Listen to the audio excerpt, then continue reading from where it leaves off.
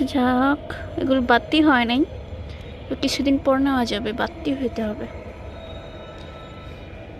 এখানে একটা dragon fruit গাছ আছে, এটা সম্ভবত ড্রাগন ফ্রুটের গাছই হবে। এখানে আরেকটা সবেদা গাছ,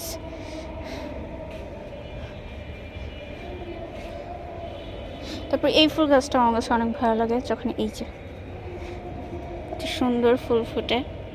আমার খুব ইচ্ছা আমি আমার বাড়িতে, মানে হচ্ছে আমার গ্রামের বাড়িতে এরকম একটা গাছ নিয়ে যাব, লাগাবো। পুরো গাছে যখন হচ্ছে এরকম ফুল ধরে তখন অনেক সুন্দর লাগে। হাইরে অ্যালোভেরা আমার বাসায়, আমার বারান্দায় যে অ্যালোভেরা সেগুলো বৃষ্টিতে ভিজে নষ্ট হইতেছে, আর এখানে মানে সারাদিন বৃষ্টিতে ভিজে কিচ্ছু হয় না, আমি বুঝলাম না। আর এই গাছটাই দেখেন, এটাকে সম্ভবত গন্ধরাজ না কি যেন বলে, কি গাছ যেন বলে, মানে এখন অহরহ দেখা যায় যে চুলের জন্য নাকি এই গাছটা অনেক ভালো। এটাই সেই গাছটা।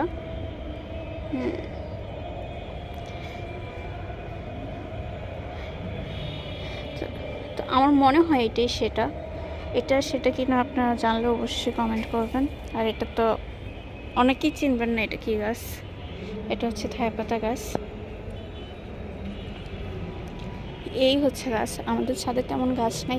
এই দেখেন ওই বিল্ডিংয়ে দেখতে পারতেছেন কিনা ওই হলুদ ফুল গাছটা।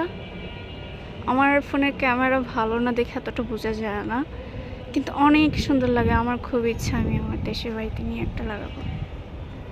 উঠানে যখন ফুল ফুটে ভরে থাকবে তখন অনেক ভালো লাগবে।